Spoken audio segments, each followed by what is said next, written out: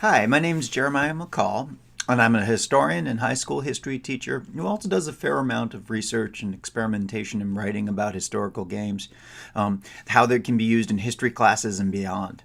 Today I'd like to talk to you about historical video games as a form of public history and as a tool for learning in the history class. First off, we need to think about history as a discipline with practices, not as a passive record of parts of the past. So let's think about this idea about doing history, or historiaing, as Greg Denning called it in an article a few years ago, and Adam Chapman passed on more recently in his excellent book on video games and history. When we are doing history, we are crafting a contemporary interpretation and presentation of the past, or representation of the past through a medium. It's not the past itself, it's an interpretation or representation of the past through a medium. And it's important to note that that medium doesn't need to be text. Fundamentally, that history, that contemporary recasting in a medium, is both imaginative and educative. Imaginative because crafting an effective history requires the historian to imagine the past in the sense of visualizing how it was and what it looked like. Educative because history at its core is designed to persuade people about something that happened in the past. It's designed to persuade a person, an academic historian, really any interested person, and with textbooks and mandatory courses, quite a few uninterested people as well, that the creator's interpretation is valid. So if that is a working definition for history, what about digital history? I'm not sure if I'm a digital historian or not, but I suspect I might be. It seems to me, though, that just like the struggle to define digital humanities, the use of the word digital in history requires something more than the incorporation of digital tools. If that's all that it is, we're all digital historians for using word processors, unless somebody's still using a typewriter, and there probably are some who are. No, digital history has to be something more, and I think it's this: the use of digital tools to support qualitatively different modes of research and presentation from what is done in analog history. So, someone who counts the uses of a word on a page is not doing digital history. But someone who uses digital tools to delve into the author's use of a particular word or phrase across the entire work, or across all their works, is gaining a qualitatively different insight into the author's choices and biases. And of course, I will argue that a video game offers a quantitatively different manner of presenting the past, a qualitatively different history than an analog text or even an analog game, though here it's closer. Now that I've attempted to define digital history, let's define public history here, because it can mean a lot of different things to different people. I'm going to define it in the broadest possible way: any history created and consumed by those outside of academic history circles. Video games certainly fall into this category, historical video games, but let's pause a moment here too and define historical video games. Here I follow the definition of McCall, Stewart, and Parsler. A historical game begins at a specific point in real-world history, and that history clearly affects the game and gameplay. I would go a bit further than this and stress that historical video games implicitly and explicitly claim connections to the past. Explicit connections are when the game designers promote play in history or go to a historical world, or in other ways on their box art or Steam art suggest that their game deals with a historical topic. But there's always an implicit connection in a historical game. Think about it like this. When a designer designs a game, they can choose to make it about a historical topic or not. So, for example, designers designed Scrabble and Tetris, and those were not historical topics versus Assassin's Creed and Civilization. By opting to connect to a historical world with place names, visuals, symbols, rules, etc., the designers are implicitly claiming the game is a historical game. Otherwise, it would be Scrabble or Tetris. If you don't want to make a historical game, you make something that's not historical at all. Otherwise, you're making some claims to connection to the past. Digging further into these video game public histories, game designer interviews, essays, and blog posts, etc. on the web suggest that designers have a couple of tensions as they design a historical game. The first is the tension about whether to conduct deep historical research or base the game on what you might call common sense history. Sid Meier, the creation of the Civilization series, and Soren Johnson, who designed Civilization 4, both have suggested that the history in their Civilization games is not the result of deep academic research, but its basic elements that are more or less commonly known. Other designers, especially wargame designers, engage in a great deal more historical research, hoping to recreate the mechanics of the real world, whether the effect of a howitzer shell or the importance of rations in sustaining heavy marches. Another tension exists between engaging gameplay and historical accuracy and detail. One of the advantages that a computer game has over a board game is designers can account for and calculate a great many more factors under the hood, as it were. The computer can make the necessary calculations for something more complex historically and relieve the player of what could be an onerous task in a board game. Still, too many details, too many factors to consider, too many button clicks to make can make a game daunting to learn or just plain uninteresting to play. And sometimes historical reality does not make for engaging gameplay. Generally speaking, designers that have gone on the record about designing historical games suggest they will err on the side of engaging gameplay when there's a direct conflict between that and historical detail. After all, they're in the business of designing games, not writing historical monographs. Let's continue on exploring this tension between engaging gameplay and historically accurate and detailed gameplay, and how the features of engaging gameplay can shape historical content. Commercial historical video games, generally speaking, have several features that create player engagement, and these are features that are common to the medium of commercial games as a whole. The first is empowerment. As the quotations from the Europa Universalis and Railway Empire sites suggest, these games are about empowering the player, providing them the opportunity to engage in a power fantasy and match the achievements of those in the past or even exceed them. This translates into games where the player pretends to exceed the historical and physiological limitations humans have and had. Interesting choices, as Sid Meier famously said it, are at the heart of a good game. No interesting choices, not really a good game. This translates into games where the mundane aspects of history, however critical, are often ignored.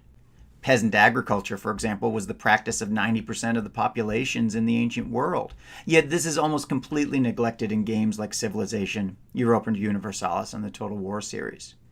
The gritty accounting details of managing a railroad are generally missing from rail simulations. Making law in video game governments does not take as long nor require as many bureaucratic steps. This is all part of focusing on interesting choices for engaging gameplay. Related to this is streamlining, simplifying the complex processes and facets of the past to make for more readily graspable, easily managed gameplay. Converting the health of soldiers into hit points, calculating the experience of a player agent in terms of levels, treating all the nutritional requirements of humans as a simple all-purpose food commodity, expressing diplomatic relationships as a positive or a negative number. These are all examples of streamlining.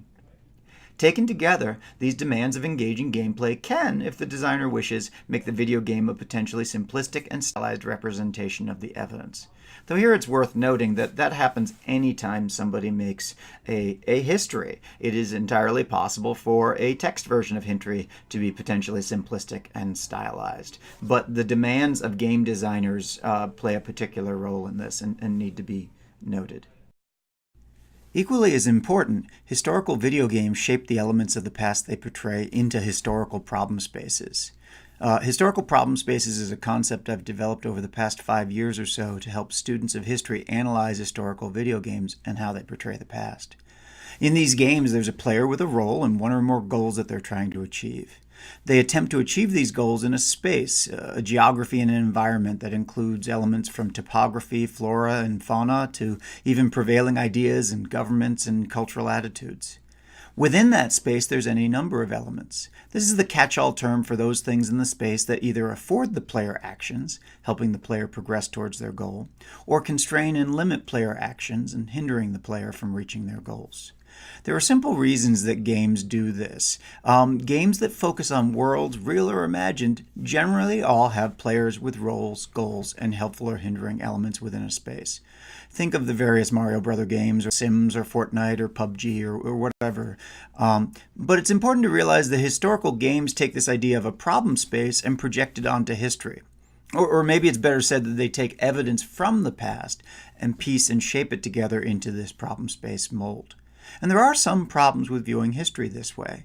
Agents are often unaware or not always focused upon their goals in the real world. There's many elements of the world that neither help nor hinder.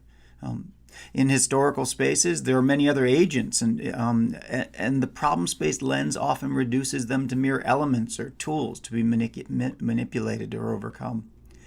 Still, used with care, a historical problem space is not an inappropriate model for historical goal-seeking behaviors, but it is a framework that the historical video game imposes on the past it represents. In addition to designers' goals to create engaging gameplay and this historical problem space framework, game histories are also shaped by their designers' understandings of the past. At a basic level, when a designer attempts to model the past, the elements in a game function according to that designer's understanding of the past. The classic example of this comes from Will Wright's seminal city-building game, SimCity. In the early SimCities, I don't honestly know whether it continues to work this way, raising taxes increased the unhappiness of the city inhabitants. Now, of course, when we get down to it, the proposition that higher taxes results in higher unhappiness is far more of a political or philosophical belief than a verifiable fact about human societies. But it made sense to Will Wright or to whoever coded that feature into the game, and so that's how it works in the early SimCities. To give some more recent examples, Civilization continues to emphasize the designer's understandings that advantageous geography is a primary reason that a civilization succeeds, a success that is primarily measured in quantitative terms as appropriate for a computer, and often in militaristic terms. I wrote a Play the Past essay a while ago on the Roman city-building game from the last decade, SimCity Rome. It had a happiness level that was essentially a material comfort level, and that determined the success of the population. In other words, bread and circuses was the designer's understandings. Give the people the stuff they want and they will be happy. The popular Total War and Battle game series suggests that morale is a critical part of battles, because soldiers fight not until they die, not always anyways, but until their morale dips too low and they flee in fear. So it's important to note that all these features are not necessarily in conflict with the evidence. They're not necessarily unhistorical. My point here is simply that they reflect the designer's understandings of the past. If the designers, for example, did not think morale was important, they would not have made it critical in Total War. If they hadn't thought material happiness was important, they wouldn't have made it critical in SimCity Realm. So far, these facets of historical video game type histories are not necessarily unique to games, except for this core feature: interactivity. Historical video games place the player in an agent and in the agent's role in a problem space, and allow the player in this role to make choices that affect the outcome of the game narrative and the historical narrative. So, historical games are by necessity creators of counterfactual narratives, actions, events, and choices that are not supported, or at least not well supported, by the available historical evidence. There are several counterfactual approaches games adopt, distinguished by their player agents. The first I call the every person approach, which has two flavors: authentic and fantastic. In this approach, the player agent is not a documented historical figure. Instead, they are a fictional character within an authentic historical setting. The authentic agents of this type are agents in roles that are historically documented. So, for example, the infantry soldiers in Call of Duty World War II are every-person agents. In these games, everything the player agent does is counterfactual, in the sense that the specific figure did not exist.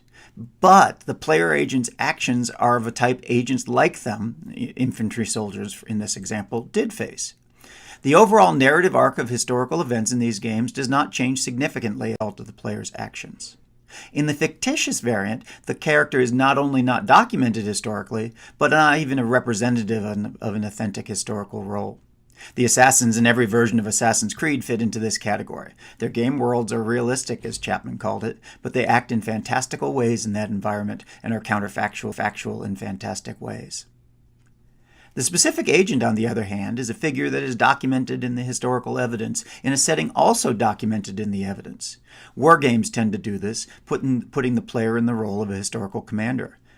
Crusader Kings 2, for example, offers all manner of historical agents for the players to select. Even the historical presidential candidates in the game The Political Machine fall into this category.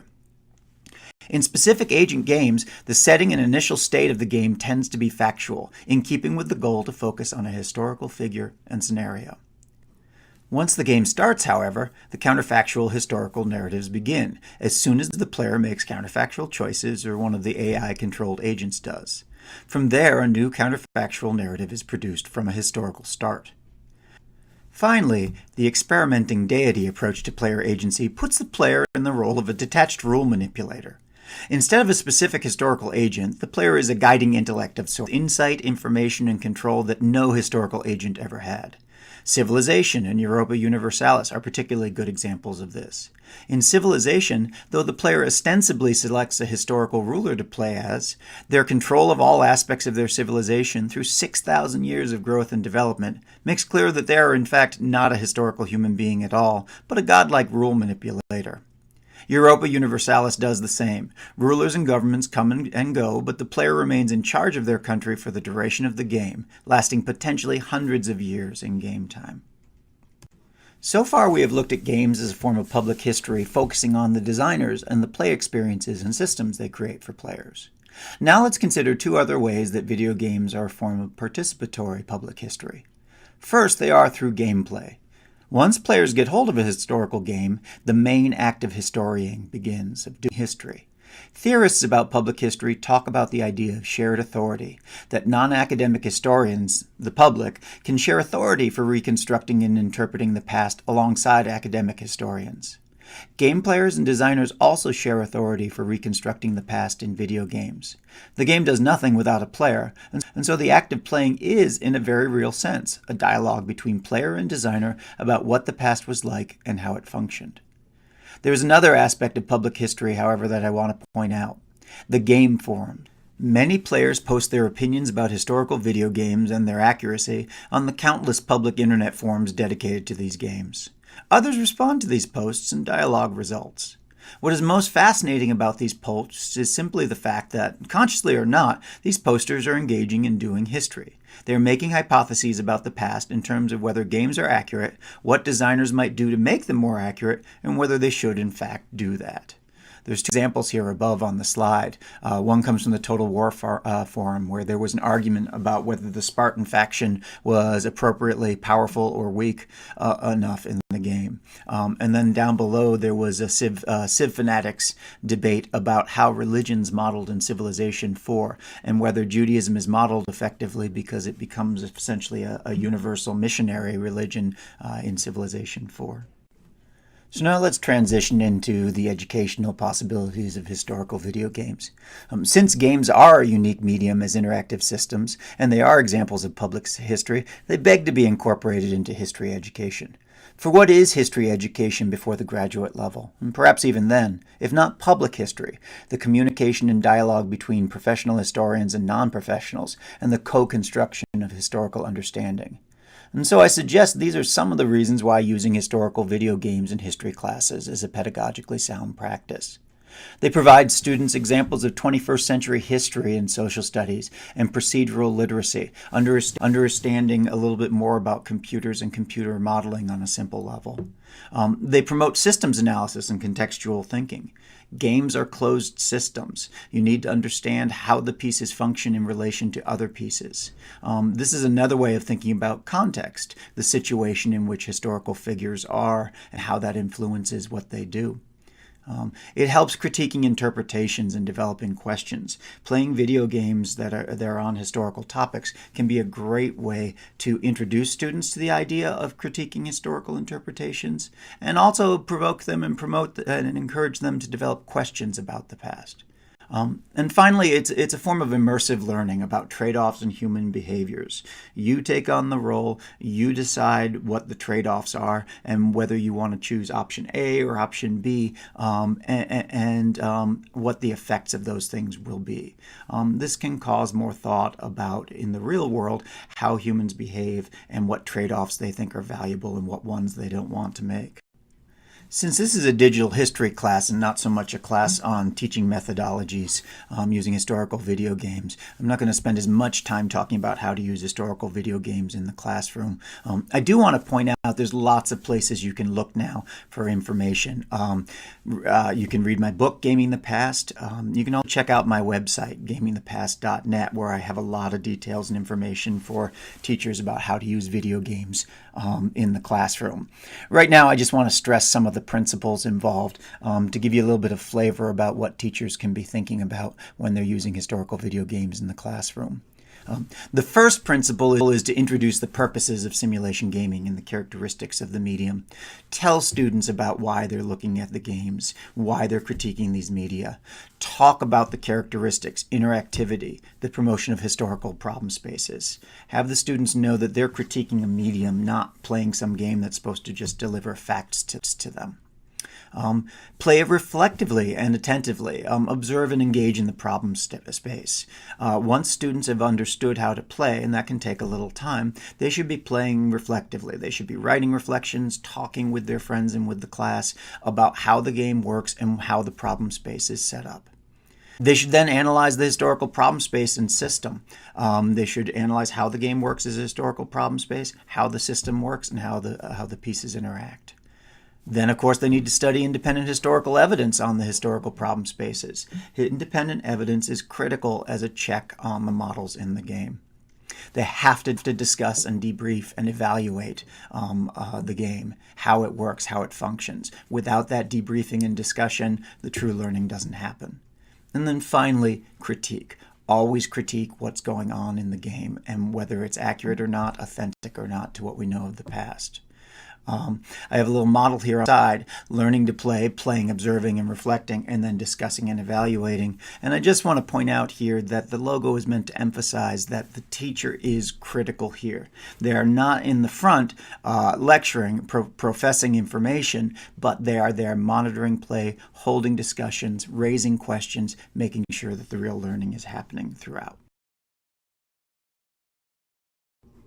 Now I'd like to go back over a few of these principles just a little bit more in detail. So going back to principle 2, playing reflectively and attentively. There's lots of good ways to get students engaging the game analytically, not just from a player point of view. Logging gameplay progress, what they tried, what they didn't try, what the effects are. Journaling and writing reflections upon their play experience. Direct instruction supplements, having students listen a little bit to information about the game. You could lecture on the core variables, for example, in Civilization, and then they go back to gameplay. These are things to keep them analyzing the game, thinking about it from a critical point of view. Setting in-game goals is often very effective too in getting students to play reflectively and attentively. Having goals allows them to move towards something, and it helps promote the learning. It works a lot more effectively than just saying, here's this game, learn this. When it comes to analyzing historical problem spaces and systems, you really want to break this apart. Diagrams, again, I've given you a sample historical problem space diagram down there you might use. Again, reflection writings. Who is the player in this space? What are their goals? What gets in their way? What helps them? A variable analysis can be very helpful for looking at the systems within a game. So I offered 2 examples there, one from a game called Pre-Dynastic Egypt and one from Civilization 4. Actually having students go through with the teacher's help and label what are the variables. For example, food and gold and hammers in Civilization. What do they do and how do they connect to each other? That gets into fundamental system analysis, and it may be things that they haven't thought about thoroughly. So again, bringing up that critical gameplay. And I'd just like to emphasize again, study independent historical evidence on the historical problem spaces. If you just play a game and have a discussion about what you think is accurate or not, I mean, that is a learning activity, but you're not doing the real work of history and social studies of checking interpretations against other sources of evidence. And so whether it's the teacher's direct instruction, a book or article they've read, a documentary they've watched, whatever, students should be studying independent historical evidence that they can use to then talk about what's authentic and not authentic in the game. Finally, discuss, debrief, evaluate, and extend. Talk about the game. Reflect on the gameplay. This is critical to learning. Extend upon the gameplay. Write a new scenario up for a historical video game being played. Create a mock pitch for a new historical video game. If it's a current events game, like a work about helping global poverty, write about what the game suggests people should do in the modern world to help alleviate these conditions. So extending on things. And finally, critique all the while.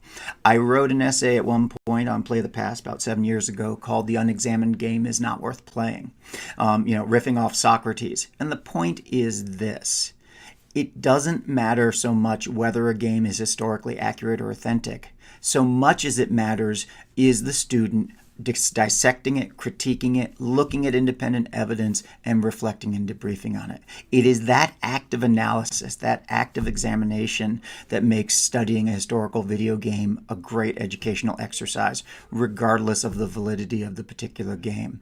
The goal here is not to passively learn from a game. The goal is to critique it as an interactive model of the past.